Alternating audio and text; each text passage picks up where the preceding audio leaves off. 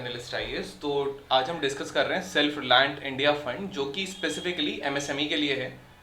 जो micro small and medium enterprises होते हैं, ये यूपीएससी का वन ऑफ द टॉपिक्स है जो जिससे पूछता रहता है। जैसे कि 2023 का जो अभी प्रीलिम्स हुआ है रिसेंट, उसमें डायरेक्टली क्वेश्चन एमएसएमई से आया था। तो इस फंड के बारे में हम देख लेते हैं, फंड क्या है, क्यों न्यूज़ में है, स्टेटस क्या है इंडिया में एमएसएमई सेक्टर का, कितना जीडीपी ग्रोथ में ये हेल्प करते हैं, कितना एम्प्लॉयमेंट में हेल्प करते हैं, एंड इसके बाद गवर्नमेंट के ऐसे कौन से इनिशिएटिव्स हैं जो एमएसएमई सेक्टर को में प्रमोट करते हैं। Then we will be discussing our today's prelims and the mains practice question. So let's start. Y news. So आत्मनिर्भर भारत का जो पैकेज है, एज अ रिजल्ट भारत सरकार ने 50,000 करोड़ का एक इक्विटी इन्फ्यूजन फंड तैयार किया है, जो कि स्पेसिफिकली एमएसएमईज के लिए होगा, which is basically through the fund of fund. Now what is this equity infusion? जब हम एक्चुअली ये एक आप मान सकते हैं कि ये फ्रेश आपका फंड इन्फ्यूजन होता है किसी भी सेक्टर में, ताकि हम उसको ग्रोथ को उसकी प्रमोट कर सकें। नाउ ये जो इनिशिएटिव है, इसका एम है जो वायबल और प्रॉमिसिंग एमएसएमईज है इनको ग्रो करने में हेल्प करना, ताकि वो और ज़्यादा बिगर यूनिट्स या लार्जर यूनिट्स बन सकें। Now what is the self reliant India fund?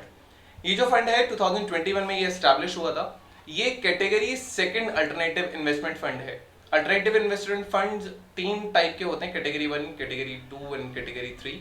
Category 1 में जनरली गवर्नमेंट ओन कंपनीज होती हैं या थोड़ा वायबल कंपनीज होती हैं, रिस्क कम होता है। सेकंड कैटेगरी का जो होता है, इसमें प्राइवेट कंपनीज होती हैं, इसमें गवर्नमेंट कुछ स्पेसिफिक सब्सिडीज वगैरह आपको नहीं देती, थोड़ा सा कम, इसमें थोड़ा रिस्क ज़्यादा होता है। देन थर्ड कैटेगरी एक्चुअली जैसे हेज फंड्स हो जाते हैं, जिसमें काफ़ी बड़ा रिस्क होता है, शॉर्ट टर्म में ही प्रॉफिट हाई होता है, तो इसमें रिस्क सबसे ज़्यादा होता है। So these are 3 category funds which are basically classified under this alternative investment funds. तो कैटेगरी सेकंड है ये। इसका जो एम है, ये प्रोवाइड कराना है कैपिटल जो डिजर्विंग और एलिजिबल यूनिट्स हैं एमएसएमईज की।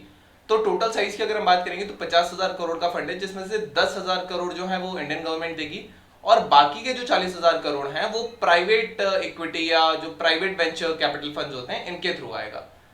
फंड ये एक्चुअली एक इन्वेस्टमेंट स्ट्रैटेजी है, एक पोर्टफोलियो होल्ड करेगी अदर इन्वेस्टमेंट फंड्स का सरकार। सो दिस इज द केस।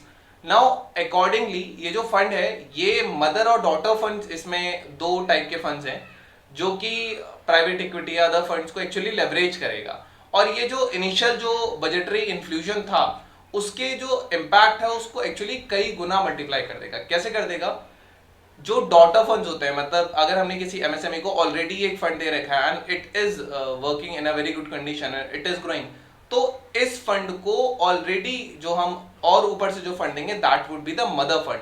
तो मदर फंड अगर हम ऑलरेडी जहां पे डॉटर फंड दिया हुआ है वहां देते हैं। सो this is the difference between the mother fund and the daughter funds. So MSME में जो फंडिंग होगी वो डॉटर फंड के थ्रू ही होगी, और इस फंड को हम ऑलरेडी फंड करेंगे फिर मदर फंड से। सो this is the case. Now what is the status of MSME sector in India? So देखा जाए तो around 33% of the country's total GDP it contributes in this, and 2028 तक लगभग इंडिया US $1 ट्रिलियन का export करने का target है। Now what is this MSMEs?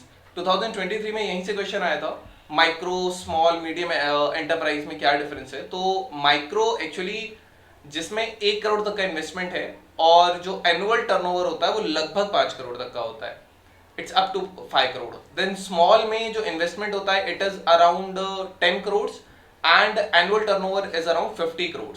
Medium में this investment is around 50 crore and annual turnover is around 250 crore. Now what is the importance? So ये लगभग 110 million jobs provide कराता है, जो कि लगभग 22 to 23% है टोटल एम्प्लॉयमेंट का इंडिया में। ये अनएम्प्लॉयमेंट रिड्यूस करता है, अंडर एम्प्लॉयमेंट रिड्यूस करता है, स्पेसिफिकली जो रूरल एरियाज हैं।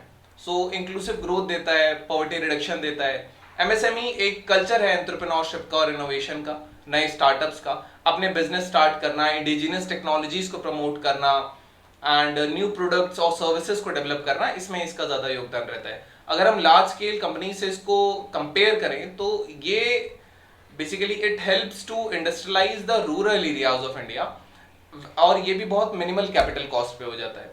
गवर्नमेंट इनिशिएटिव्स के एमएसएमई सेक्टर को प्रमोट करेंगे तो सबसे पहला infusion of credit guarantee fund है। जो बजट था 2023-24 का, इसमें जो ऑलरेडी क्रेडिट गारंटी फंड था, जो ट्रस्ट था एमएसएमईज के लिए, इसमें 9,000 करोड़ का और इन्फ्यूजन होगा। Then raising and accelerating MSME performance, so this is the RAMP. ये इनिशिएटिव गवर्नेंस स्ट्रक्चर जो है एमएसएमई प्रोग्राम का, इनको स्ट्रेंथन करना दोनों सेंट्रल स्टेट लेवल पर होगा। देन एमएसएमई चैंपियन स्कीम है। ये स्कीम जो है, इसमें एमएसएमई सस्टेनेबल, कॉम्पिटिटिव, इनोवेटिव, ये अलग अलग सब स्कीम्स हैं। ये फाइनेंशियल असिस्टेंस प्रोवाइड करेंगे एमएसएमई को, उनकी कॉम्पिटिटिवनेस को बढ़ाएंगी, इनोवेशन कैपेबिलिटीज बढ़ेगी, कॉम्पिटिटिवनेस बढ़ेगी। तो then there is amendment in the income tax act. जो फाइनेंस एक्ट 2023 था, इसमें एक it actually brought an amendment in the section 43B of the income tax act of 1961। ये एक्चुअली ज्यादा फेवरेबल टैक्स प्रोविजंस होंगे MSME के लिए, आसानी से वो टैक्स दे पाएंगे। So this is the case. Now we have our today's prelims practice question. The question came this year itself. Consider the following statements with reference to India. According to the Micro, Small and Medium Enterprises Development Act 2006, the medium enterprises are those that with investments in the plant and machinery between 15 crore and 25 crore. All bank loans to micro, small and medium enterprises qualify under the priority sector. So, which of the statements given above is correct? You can pause the video, you can try to answer here because I'll giving you the answer.